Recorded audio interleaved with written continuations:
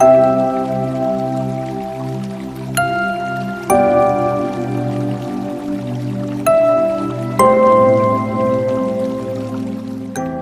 noches, bienvenidos todos. Hoy tenemos un conversatorio, capacitación muy especial con un tema súper importante para los docentes y es algo que atañe a nuestra salud porque vivimos cuidando a todo el mundo que nos rodea, pero a veces sentimos que a nosotros no nos cuida nadie y nosotros mismos no nos cuidamos.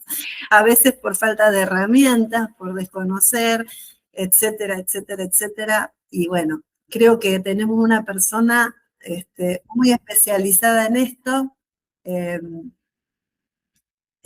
una amiga, alguien que conozco desde hace muchos años, hemos trabajado juntas por mucho tiempo en la ciudad de Rosario, después la vida nos separó y ahora la vida y el Señor nos volvió a juntar. Gracias a Dios, hasta somos vecinas. María Isabel Barrón, como anunciábamos, es licenciada en Ciencias de la Educación, pero ha transitado por todos los niveles. Creo que en nivel inicial también habrá estado trabajando en las escuelas donde ha sido directora. Así que tiene experiencia en el nivel primario, sobre todo, que allí fue donde más años creo que ha trabajado con, bueno, una docente. Yo tuve el lujo de tenerla como maestra de mi equipo, así que muy satisfactoria la experiencia en primaria, pero también trabaja en el nivel medio y en el nivel superior. O sea que nos puede hablar de este tema con una mirada bastante amplia, abarcando todos los niveles y todo lo que nos aflige a los docentes. Así que bueno, sin más la voy a dejar a ella con este conversatorio. Vamos a tratar de compartir pantalla, unas diapositivas muy interesantes. No vamos a hacer las preguntas hasta el final, cuando terminemos la grabación, entonces allí tenemos un ratito para conversar. Que Dios les bendiga y nos abra, tenemos para apuntar, para tomar nota de todo lo que diga la licenciada. Y ahora sí, vamos a abrir y les voy a presentar a María Isabel Barrón, quien va a estar exponiendo en esta linda charla conversatorio. Ahí está. Todo tuyo, bueno, Mari, gracias. Gracias, Dani, qué lindo verla, Miriam, Sandrita, Marita, bueno, muy, muy querida. Gracias a Docentes del Reino por esta oportunidad. Y bueno, no tenemos mucho tiempo, así que vamos a tratar de, sin correr, compartir lo que más podamos, ¿sí? Lo que yo les voy a compartir hoy forma parte de la presentación que yo hice a mis profesores de la Universidad Nacional de Rosario cuando terminé mi tesina, que se llamó Malestar Docente, factores de riesgo que impactan en justamente los docentes de nivel primario, de gestión privada, pero en realidad es bastante general lo que se investigó y abarca también a docentes que no trabajan en nivel primario, ¿no? Y quería comenzar, antes de compartir el PowerPoint, que fue con el que yo presenté mi trabajo de investigación, con una frase de una poesía de Betty Jobré, no sé si la han escuchado, bueno, los que son de Rosario seguramente que sí, y yo fui compartiendo frases de esta poesía, mi tesis, y es una maestra, ¿no?, que dice, entonces él dijo, yo hago todo lo que puedo, señorita, y no estoy pudiendo. Y sí, me vi en él tan distinta y sin embargo tan parecido a mí. ¿Quién sería ese que no estaba pudiendo? ¿Qué se les ocurre? El alumno. Señorita, un alumno, ¿no? Un alumno que no estaba pudiendo. Entonces a veces los chicos nos dicen a nosotros no estoy pudiendo, como si nosotros todo lo pudiéramos, ¿no? Y nosotros en nuestro interior sabemos los chicos, los compañeros, algunos papás, ¿no? Según los cargos en los que estemos, que nos dicen no estoy pudiendo, ¿no? Y cuántas veces nosotros mismos nos encontramos en esta situación de no estar pudiendo. Pero muchas veces tratamos de esconder eso, porque nuestra figura de ser docente también trae implícito el rol como no sé, ser que todopoderoso, podríamos decir, ¿no? Como que pareciera que todo lo tenemos que poder, como sea, lo tenemos que poder. Y esta cuestión o esta cosa que se nos impone un poco desde la sociedad, ¿no? Al docente, es lo que trae mayor malestar. Es una de las cosas que trae mayor malestar. Este deber ser, ¿no? Como docente, alguien que todo lo resuelve, que todo lo maneja. Un poco nos pasa a las mamás, ¿no? En casa, pareciera que lo que nadie puede, bueno, la mamá de alguna manera lo va a encontrar, lo va a poder hacer, y a veces no es así, ¿no? Así que bueno, les voy a compartir un poquito partiendo de esta idea, si puedo, el PowerPoint. A ver, presentar. Pestaña o ventana, sería ventana. Acá. Ustedes van a ver que dice, ven, acá está la tesis, malestar docente, factores de impacto en escuelas públicas de gestión privada, un trabajo exploratorio. Yo terminé mi tesis en 2018, el problema, ¿ustedes están viendo? ¿Están pudiendo ver? ¿Me avisan? Sí, sí. ¿Me avisan? Sí, Bien. sí, sí, se Bueno, ve, se ve. están pudiendo ver. Bueno. El interés personal fue por el recorrido que yo misma había realizado, ¿no? A nivel primario, tanto en cargos docentes como directivos, como de asesoramiento, distintos recorridos, y siempre mi recorrido fue en gestión privada, y bueno, mi teoría era que en gestión privada era tal vez un poco mayor el malestar que en gestión pública, pero después en las conclusiones se llega a ver que no es así como también les decía al principio que no es propio del nivel primario este malestar que por ahí voy a compartir, ¿no? Es propio, sí, de, podríamos decir, el colectivo docente, no sé si queda bien dicho. Los objetivos del trabajo, un poquito, analizar los efectos del malestar, identificar factores, reconocer sus manifestaciones, describir causas y sobre todo contribuir a la visibilización de esta problemática. ¿Por qué? Por esto que decía la maestra, ¿no? Muchas veces este malestar queda como escondido y bueno, uno de mis objetivos al trabajar este tema era ponerlo a la luz, ¿no? Estamos con problemas, a ver, si un docente falta porque está enfermo o porque está con problemas o porque a veces no quiere ir a trabajar o porque va pero está todo dolorido y hay distintas cuestiones, ponemos eso como que nos tape, ¿no? Pero en realidad hay un malestar por detrás que no está visibilizado, ¿sí?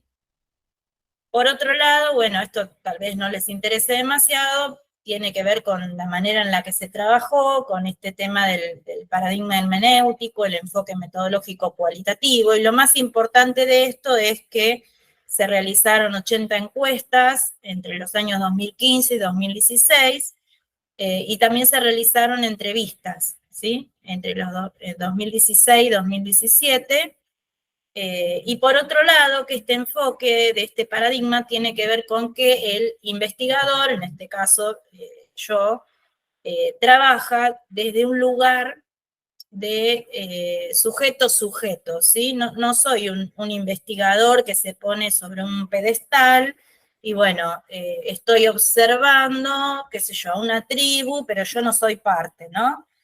Porque esa es otra manera de investigar. Esta decisión metodológica y la triangulación de técnicas que tienen que ver con técnicas cuantitativas y también cualitativas, nos permitió esto, poder hacer este trabajo con la ayuda de muchos docentes, muchos de ustedes colaboraron, tal vez ahora no se acuerden, pero colaboraron ayudándome a contestar estas encuestas y estas entrevistas, ¿sí?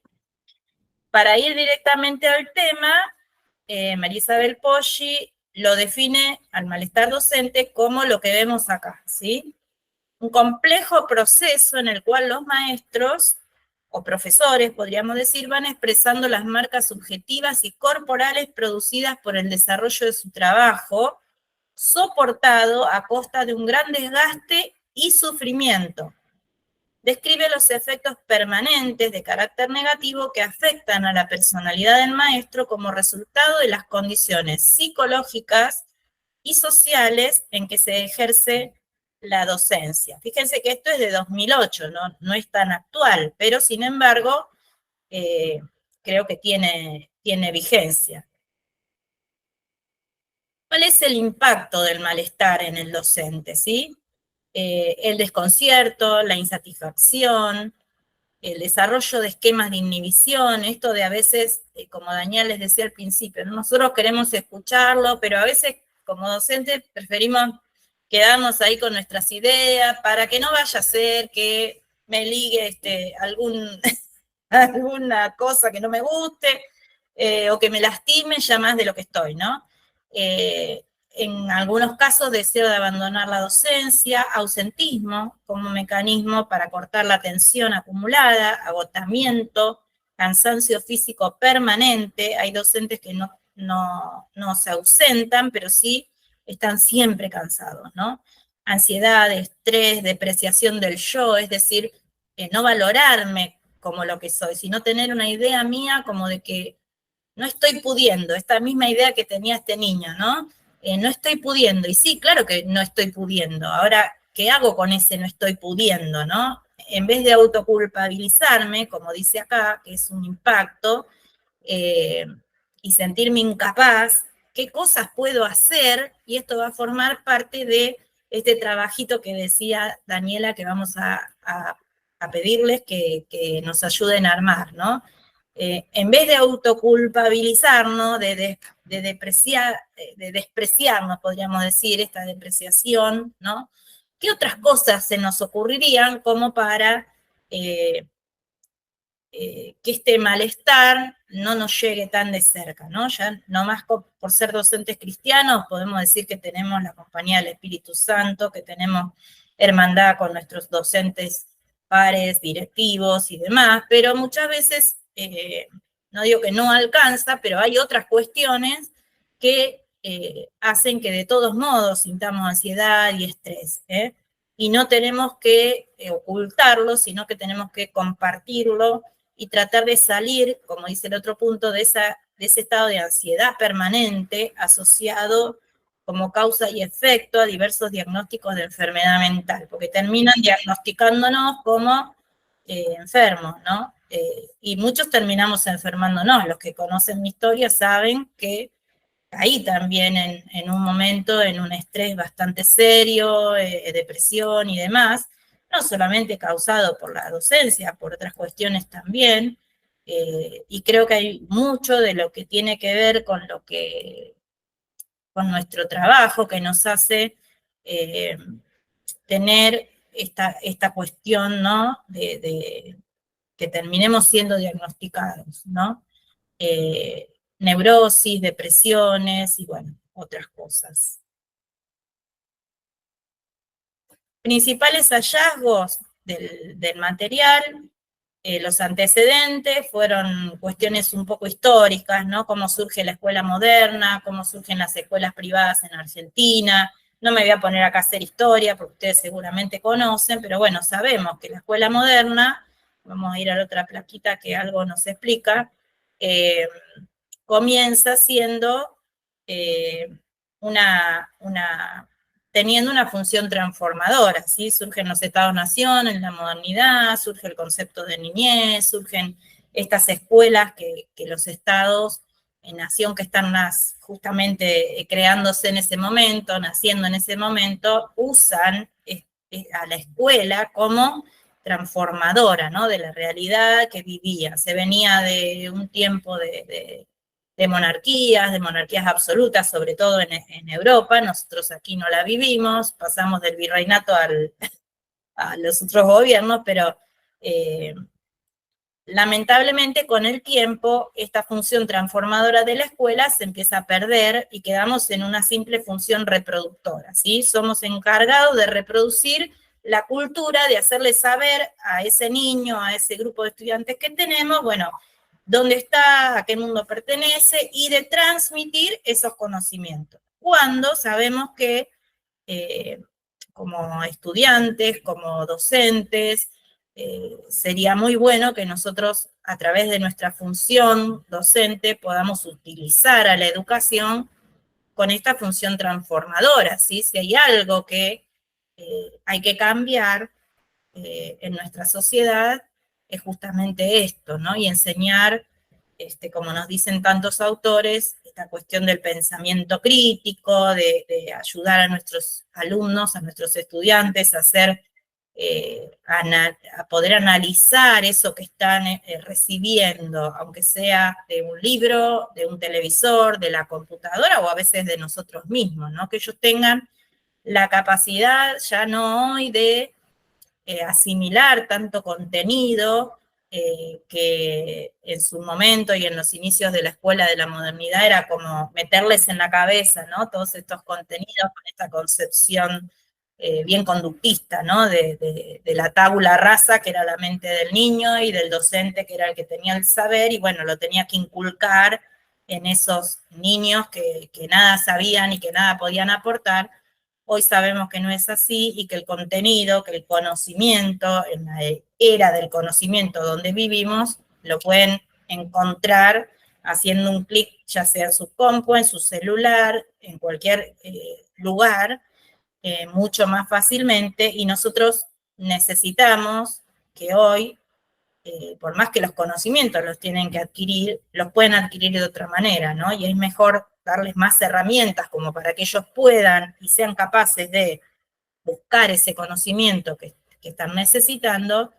Entonces las herramientas tienen que ser para que ellos puedan encontrarlo, ¿sí?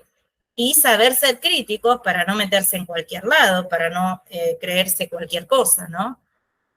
Por otro lado, esto de que no podemos tener la función transformadora que creíamos o que querríamos tener muchas veces, porque a veces hasta los papás son los que nos piden que los chicos escriban mucho, que los chicos lleven mucha tarea, ¿no? Que los chicos tengan que copiar, tengan que escribir, y eso realmente muchas veces implica una función simplemente reproductora. También hay en los docentes, en relación a esto de la historia, de la educación, una nostalgia del pasado, ¿no? En el pasado, no tan lejano, porque la escuela no tiene muchos años, ¿sí? La escuela tiene 200 años, 300, como mucho, se ha perdido el prestigio y el estatus social de la ocupación docente. Ya lo sabemos todos a eso, no hace falta que yo se los diga. Sabemos que antes lo que decía el docente, hasta en mis épocas, yo tengo 53 años, y si yo venía con una mala nota de la escuela, y hasta mis hijos venían con una mala nota de la escuela, y bueno, no era cuestión de qué te hizo la maestra, la cuestión era qué hiciste vos, ¿no? Y ni se le preguntaba muchas veces al niño, porque se respetaba este estatus del docente. Si el docente te lo dice, si el docente lo hace, si el docente te pone una nota, te manda una tarea o te corrige de alguna forma, lo hace porque sabe lo que tiene que hacer, ¿no? Y ese prestigio que teníamos como docentes se ha perdido, ¿no? Se va perdiendo. Y el estatus social también de la ocupación docente también, se va perdiendo. Las dos cosas, ¿no? Hoy a veces escucho con mucho dolor, hasta hermanos cristianos y hasta docentes, y tal vez a nosotros nos ha pasado alguna vez, alguien que nos dice, quiero estudiar y no sé qué, estoy pensando en ser maestro, y decimos, no, no te metas ahí, no, ¿cómo no te metas ahí? O sea, yo soy la primera que siempre estoy animando, sé que Daniela también y sé que muchos de ustedes también, a que cada vez tenemos que ser más los docentes, porque desde ese lugar y desde más chiquititos podamos tomar a estos niños, es desde donde nosotros vamos a tener la posibilidad de transformar esas vidas, ¿no? Sobre todo teniendo al Señor. Pero en general existe esta nostalgia del pasado, ¿sí? En nosotros mismos, los que somos más grandes y nos damos cuenta que antes se nos respetaba más, que ahora es como que todo se mira a ver, y hasta nos pueden filmar y nos pueden acusar y nos pueden hacer cuanta cosa, ¿no? Que no digo que la sociedad no tenga algunas razones para que nosotros hayamos perdido un poco de ese estatus, ¿no? Porque hay docentes y docentes, y lamentablemente ustedes como yo conocimos y conoceremos docentes que realmente no trabajan de una manera que su labor podamos decir que es prestigiosa, ¿no? Entonces eso hace que, bueno, lo toman simplemente como un trabajo y cumplen sus horas y bueno, también estando, no los culpo, ¿sí? Pero también estando dentro de esta sensación de malestar, eh, provocan que todo esto también pase, ¿sí? Por otro lado está el deterioro de las condiciones laborales. Esto de la escuela que incluye a todos, la escuela que deja entrar a todos, la escuela que tiene que ser la responsable de salvar a la humanidad un poco más, porque cualquier cosa que pasa, bueno, la escuela tiene la culpa, ¿sí? Si los chicos entran mal al primario, bueno, la culpa la tuvo el jardín de infantes. Si entran mal al secundario, la culpa la tuvo el primario, y ni hablar a la universidad o a los terciarios, porque en el secundario nadie les enseña nada. Entonces, realmente, no sé por qué me está haciendo... ¿Se escucha bien? Las condiciones laborales también descendieron porque tenemos grupos muy numerosos, es muy difícil trabajar, descenso de la valoración social, esto que hablábamos recién, y estas políticas de orientación neoliberal que hacen que cada vez el Estado se desligue de más cosas y entre esas cosas se desliga de la educación, ¿sí? Entonces nos deja a nosotros darles de comer, bueno, cuidar su salud, controlar las vacunas, no sé, la cantidad de cosas que nos toca hacer como docentes. Y bueno, eso hace que nuestras condiciones laborales también bajen, porque no es lo mismo estarme ocupando de controlar a ver si el chico tiene el bucodental y demás, y un montón de otras cosas, que tener el tiempo ese que tengo que tener para darles clases, ¿no? Después ustedes me comparten si están de acuerdo o no. Acá tenemos este tema, ¿no? Del corrimiento del Estado. La escuela se hace cargo de las demandas sociales y educativas, por la crisis, por las transformaciones estructurales. ¿Y la escuela qué hace? Y no nos queda otra que hacernos cargo muchas veces, ¿sí? Recuerdo en mis tiempos de director y de trabajo con niños, estos niños que no los vienen a buscar nunca, ¿sí? ¿Y qué vamos a hacer? Una sola vez me acuerdo de haber llamado a la comisaría, porque ya habían pasado como 3 horas, estaba la maestra, estaba yo, estaba la portera, y ya no sabíamos qué hacer. Entonces conseguimos el teléfono de una vecina y avisamos a la familia, mira, estamos llamando a la comisaría, pero no tenemos otra opción. Y bueno, ahí apareció alguien a buscar a ese niño, ¿no? Pero en general tratamos de no hacer esas cosas, ¿sí? Nos hacemos cargo porque estamos con el niño ahí. Docentes como responsables de responder a estas demandas. Esto también nos hace mal, ¿sí? Porque cuando yo trabajo, no sé, en una oficina, entro, cumplo mi horario, me voy. No soy responsable si, no sé, el que tenía que venir a arreglar el ascensor no vino, si se cortó la luz, si... No soy responsable yo, pero cuando yo soy un docente, o un directivo, o hasta un portero, cualquier persona que trabaje en una comunidad educativa, se siente responsable de cumplir una demanda, de un niño que tiene hambre, de un niño que se lastimó, de un niño que viene lastimado, de un niño que llora, porque estamos con ellos. Y hablo de niños como podría hablar de adolescentes, hasta incluso de jóvenes. Me toca en este tiempo trabajar en terciaria y la verdad que uno se involucra de otra manera, pero se involucra también. Y la penetración de la crisis social en las escuelas, ¿sí? La violencia, para los que están en Rosario, no la tengo ni que mencionar en estos tiempos, pero bueno, es así.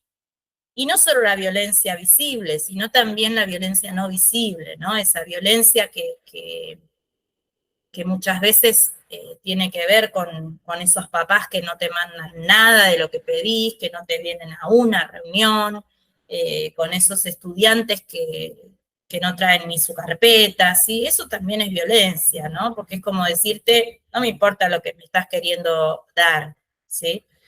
Esta crisis social en las escuelas, nos decía uno de los primeros supervisores que me tocó tener en mi primer cargo directivo, que la escuela es como el único ámbito que ha quedado para que el padre o el adulto vaya y se queje, ¿no? En ningún otro lugar. Podés ir personalmente y plantear tu queja. Te atiende un telefonito que te dice si es así, marque 1, si es por esto, marque 2, si es por esto, marque 3 o no. ¿eh? Entonces uno se la termina agarrando con el pobre celular o con nadie, porque llega un momento en el que ya desistís porque no sabés ni con quién hablar. Entonces esta crisis social, que también se transforma en crisis institucional y en crisis simbólica, conforma parte de este contexto de malestar. Los riesgos psicosociales son los que ya mencionamos, ¿no? Por ejemplo, el estrés y la ansiedad. ¿Y qué es lo que nos produce estrés y ansiedad? La sobrecarga de trabajo, la indefinición de funciones. Me acuerdo momentos en los que nos tocaba por ahí barrer el aula, ¿no? Y no debe ser a mí sola que alguna vez me tocó.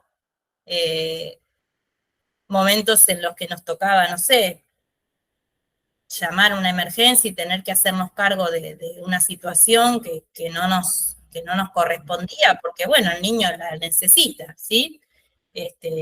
Darle de comer o hablar con los padres por alguna situación en la que tal vez otra persona debería hacerlo y nos sentimos sobrecargados y nos sentimos con funciones no definidas porque no sabemos dónde termina y dónde empieza, ¿no? El trabajo nuestro, el trabajo de los padres, el trabajo de los equipos de integración, el trabajo, está todo como muy, muy indefinido, entonces en sí se nos hace difícil a veces. Recuerdo una vez que le dije a una de estas docentes de las escuelas especiales que muchas veces nos acompañan, escúchame, a este chico no lo puedo llevar yo a la neuróloga porque este nene a esta edad ya perdió 5 turnos, no lo van a llevar y no va a poder salir de esta situación, no es tu función, me dijo, no sos la mamá, por más que seas la directora de la escuela. Y era una impotencia, ¿no? Porque, y ahí caí en que sí, no soy la mamá, o sea,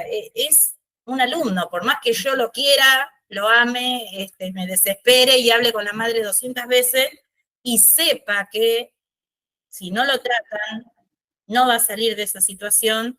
De hecho, no salió, supe más adelante que ya siendo adolescente siguió con todos esos problemas que cada vez sabemos que se agudizan peor, ¿no? Y esta falta de reconocimiento también, ¿no? De reconocimiento profesional. Los escasos recursos con los que la mayoría de las veces contamos, la excesiva responsabilidad, los conflictos entre la vida laboral y la vida profesional, porque nosotros como docentes debemos percibirnos profesionales. Eso es lo que nos dicen los libros y lo que nos dicen los que saben, ¿sí? Nosotros no somos laburantes de la educación, nosotros somos profesionales, porque para eso estudiamos una carrera, seguimos capacitándonos, y como profesionales debemos tener la posibilidad, como tiene cualquier profesional, no sé, vas al dentista, te sentás y el dentista no está llamando por teléfono a su profesor para preguntarle si te pone una anestesia, no te la pone, lo sabe hacer, ¿sí? Es un profesional. Nosotros como docentes también tendríamos que tener esa capacidad, pero muchas veces nos encontramos en conflicto, ¿no? porque no sabemos hasta dónde, porque está indefinido, ¿sí? Y según a veces en qué escuela estemos trabajando, en qué contexto, cómo es la familia de ese chico, hay cosas que podemos y que otras que no, o sentimos que es así. Entonces estamos corriendo todos estos riesgos. Al frente con el Noemi. La Noemi fue la que entró, te dejó la pala, una escoba acá, porque la que teníamos adelante con la Noemi, la corazita, se le llevó Rubén a Tali y le dijo no me trae, no lo trajo más. Bien. No está ahí afuera, seguramente estaba dentro de Tali.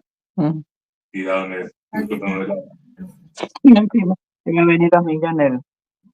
¿Alguien está preguntando o alguien abrió el micrófono? No sé. Bueno, vamos a dar un tiempito para conversar. Yo sé que es como mucha información toda junta, pero sé que también ustedes saben de esto, ¿sí? Ni hablar entre conflictos de la vida diaria y la profesional, ¿no? A mí que me tocó ejercer mis años de docencia teniendo mis hijos muy chiquitos, también es bastante conflictiva la situación, ¿no? De querer como cumplir con el trabajo, cumplir con los hijitos, trabajar en la iglesia y un montón de cosas. Y bueno, acá tenemos un poco los rostros del malestar, y estos son los resultados de esas encuestas y esas entrevistas que se hicieron. Fíjense, nosotros pusimos algunos factores de malestar, por ejemplo, las condiciones edilicias de la institución, las condiciones de trabajo en relación con los pares, las condiciones de trabajo en relación con las autoridades, con la comunidad, otros, ¿no? Y ahí tenemos algunos resultados. ¿Cuáles eran los factores de bienestar que nosotros vimos? Las condiciones edilicias de la institución, las de trabajo en relación con los pares, de trabajo en relación con las autoridades, o sea, en algunos casos, estos factores se transformaban en factores de malestar, ¿sí? Y en otros de bienestar.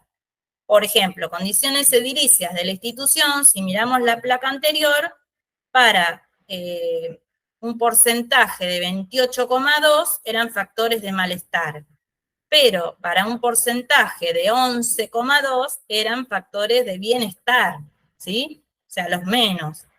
Condición de trabajo con los pares, factores de bienestar para un 44%. Factores de malestar, fíjense, para un 9,2%. Ahí tenemos un importantísimo factor de bienestar, el trabajo con los pares, ¿sí? Con las autoridades de bienestar para un 11,9%, de malestar para un 37,4%. Acá los directivos tenemos que abrir las antenitas, ¿no? A ver qué está pasando ahí. Con la comunidad educativa, un 11,5% malestar, un 23,9% bienestar. Y acá tiene otra vez que ver el trabajo con los otros, ¿sí? Bueno, aperturas tenemos un montón de cosas que podríamos seguir trabajando en relación con esta investigación, y en esto queríamos que ustedes puedan trabajar un poquito y pensar en alguna respuesta a algunas de estas preguntas, ¿no? ¿Qué acciones podríamos pensar para que los factores que provocan malestar se reduzcan? En escuelas de nivel primario, secundario o donde estemos, ¿sí?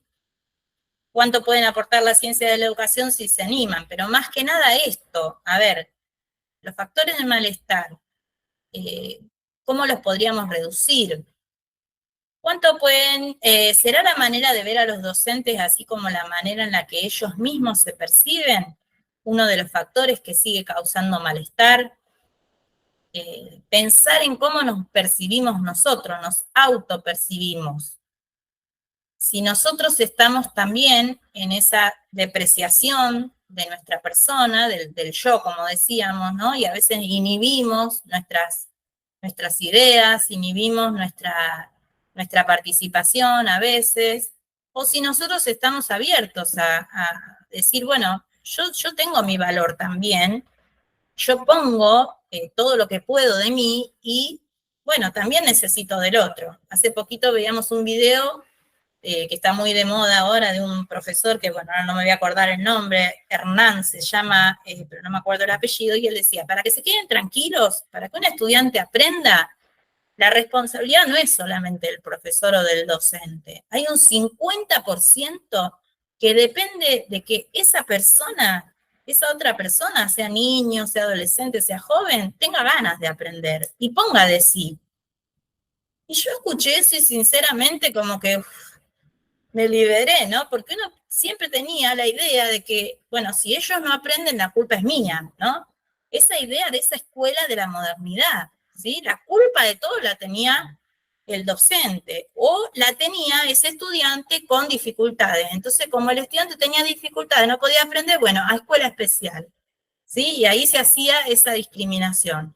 Hoy tenemos una inclusión, tenemos la posibilidad de que chicos con dificultades vengan, pero bueno, todos tenemos que poner de nosotros, no solamente los docentes, ¿sí? La resistencia a la reproducción mediante formas creativas de posibilidades de producción en la escuela, ¿es un factor beneficioso para la salud docente? ¿Cómo llevarla adelante y promoverla? Nos queremos resistir a la reproducción, queremos trabajar por la transformación. Bueno, por ahí resistirnos tanto también nos pone mal. Entonces buscar ese equilibrio. Hay una parte de reproducción que tiene que estar, ¿sí? Porque yo tengo que hacer ese paso de la cultura, tengo que enseñar lo que me toca enseñar, ¿sí? Pero también lo tengo que enseñar desde otro lugar. Entonces ahí, ¿cómo lo puedo llevar adelante y cómo lo puedo promover? ¿Cómo reconstruir el trayecto formativo? ¿Qué cosas nosotros podemos aportar para la formación docente? ¿Sí? A ver si se les ocurre y me tiran ideas acá, que yo estoy ahora en la formación docente, estoy trabajando en profesorado, ¿sí? Formamos profesores del nivel primario, del nivel secundario, de distintas áreas. ¿De qué manera se podría llegar a analizar la cotidianidad escolar para comprender la docencia como un trabajo social, redefinir el rol docente, revalorizar la pedagogía, pero no solamente como práctica de transmisión de la cultura, sino como práctica que reflexiona sobre esas formas de transmisión de la cultura, siendo ella misma, la pedagogía, la práctica de transmitirla? ¿Se entiende? Muchas veces tomamos a la pedagogía como una ciencia que transmite, que nos ayuda a enseñar mejor. Sí, pero ¿desde qué lugar? Tenemos que reflexionar desde qué lugar lo estamos haciendo. Bueno, hasta acá el PowerPoint. Podríamos ir, si quieren, un ratito de conversación.